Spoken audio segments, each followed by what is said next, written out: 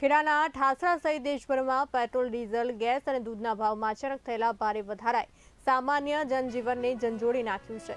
ઈંધણ મોંઘું બનતા પરિવહન ખર્ચ વધ્યો છે, જેને કારણે જીવન જરૂરી ચીજવસ્તુઓમાં ભાવમાં પણ વધારો થવાની ભીતિ વચ્ચે મધ્યમ વર્ગનું બજેટ ખોરવાઈ ગયું છે।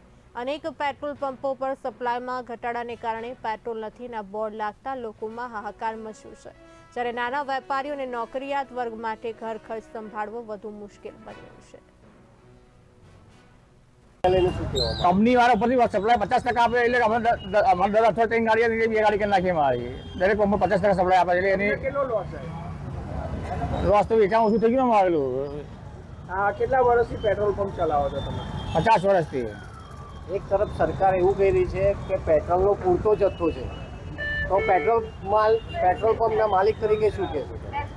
જથ્થો તો સરકારમાં પણ સપ્લાય હમણાં આવતી નહીં ઉપર કંપની સપ્લાય એટલે આ બધી અછત સજા થઈ ગઈ છે। હા, મને આવડે જ ખબર પડી કે 3 રૂપિયાનો હું પેટ્રોલ ભરાવવા આવ્યો ત્યારે જ મને ખબર પડી કે 3 રૂપિયાનો વધારો થઈ ગયો છે। હવે આ 3 રૂપિયાનો વધારો થયો છે એટલે ગરીબ માણસોને તકલીફ થવાની, ગામડાથી આવતા માણસોને પણ તકલીફ થવાની, કારણ કે એ લોકોને બી એક તો ગામડેથી આવવાનું અને એને લઈ જવા સામાન્ય માલ સામાન પણ લઈ જવા માટે પણ તકલીફ થવાની। શહેરમાંથી ગામડામાં લઈ જાય માલ સામાન તો આ 3 રૂપિયાનો વધારો થાય તો એને ઉપરથી પૈસા વધારે જ આપવા પડશે।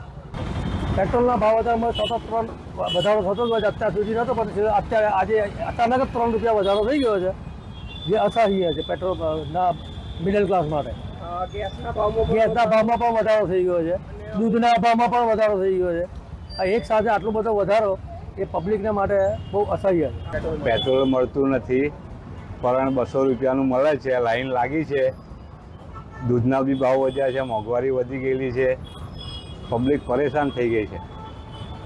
સરકાર હોર્મુઝનો જે અત્યારે હોર્મુઝ ખાલી યુદ્ધનું વાતો કરી રહી છે, એ ખાલી વાત જ કરી રહી છે, કશું છે નહીં। શું કહેવા માંગો છો સરકારને?